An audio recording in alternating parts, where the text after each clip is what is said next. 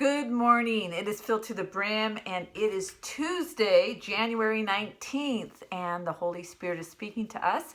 I want to emphasize that we're doing our Daniel fast, and at the end of the month, we have our I Thirst for You Holy Spirit Conference, both on site here in Morgan Hill and also online. And I want to let you know, those of you that listen to this Filled to the Brim, especially those who are out of the area, that we are online on Friday, January 29th at 8 p.m. Just check into the Crossroads Christian Center in Morgan Hill Facebook page, and there's going to be live streaming, but also we want your participation in messaging. That we're going to have intercessory teams and prophetic teams to reply to you and to pray for your needs and what you're believing God for. And also Saturday, January 30th at 8 a.m.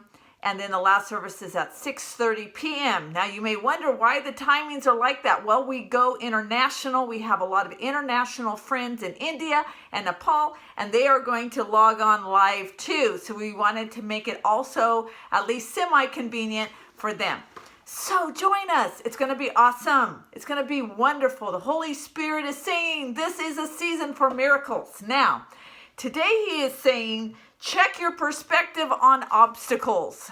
I am filming a little late today because I was dealing with some obstacles. And no, it didn't have to do with technology this time. It had to do with some other things, other ministry things. Obstacles. Check your perspective on obstacles. How do you view the obstacles that come? Do you allow those obstacles to stop you? Many believers say, it's a sign. It's a sign that I shouldn't do this. It's a sign that God is saying no. This obstacle is a sign. Or I should turn around, go back, not go forward anymore.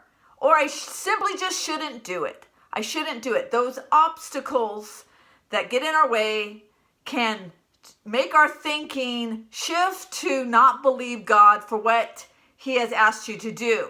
There's a reason why you were moving forward and that obstacle came in your way. And you know what? The enemy's greatest deception employs, all he has to throw in is a little wrench into your situation, and it causes you to turn around.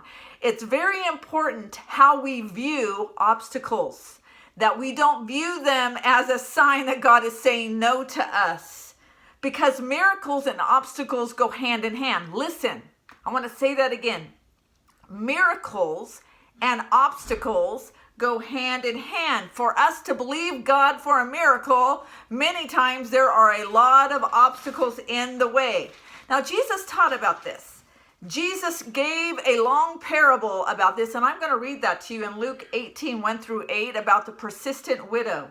Now, Jesus was telling the disciples a parable to make the point that at all times they ought to pray and not give up and lose heart. Not let the obstacles get in the way. Let me say that again. That at all times they ought to pray and not give up and lose heart. That's a word for us. That's a word for us. Saying in a certain city there was a judge who did not fear God and had no respect for man.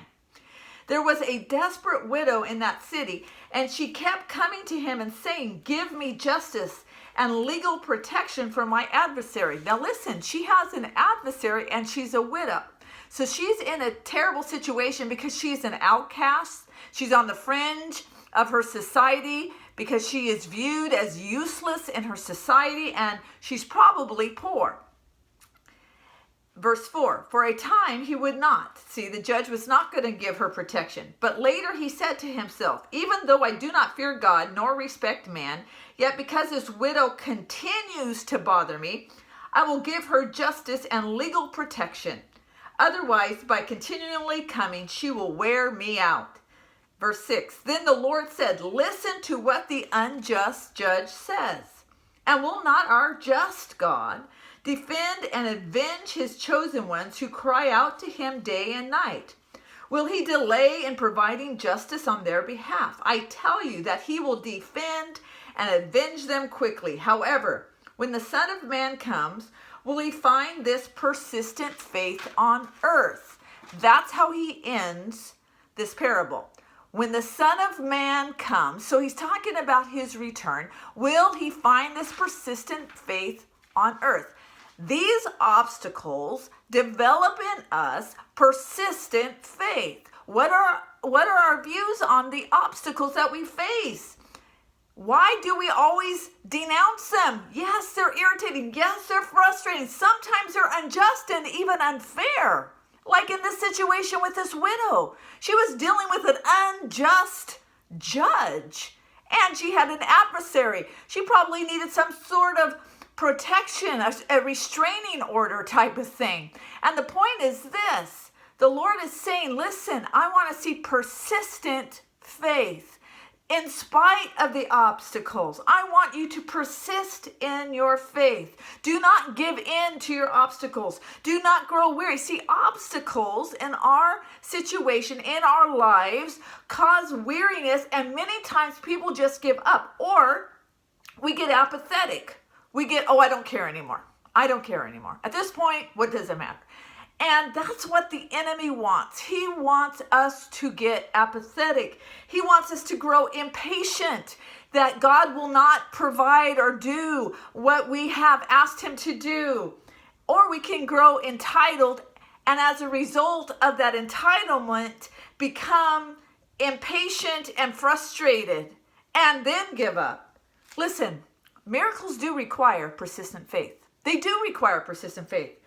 Look at the crowds that pressed in. Look at the woman who reached for the fringe of Jesus's garment, who was bleeding for 18 years. Look at the 2 fish and 5 loaves that these disciples distributed to 5,000 plus people. Look at blind Bartimaeus, who's crying out on the side of the road for Jesus. There's persistence that's going on. What about the people who tear off the roof to get down the paralytic in front of Jesus so that he is healed? There is persistence in spite of the obstacles. I am challenging you to be persistent in spite of the obstacles that you may face, because this is the season for miracles. What the enemy doesn't want you to have is persistent faith. Now, Jesus says, keep on praying. Keep on asking. Don't give up. That's what this parable was all about, is do not give up and do not lose heart. What is your view on obstacles? This has everything to do with miracles happening. I want you to pray about that. Say, Lord, give me that persistent faith. Pray about this word. God bless you. I love you.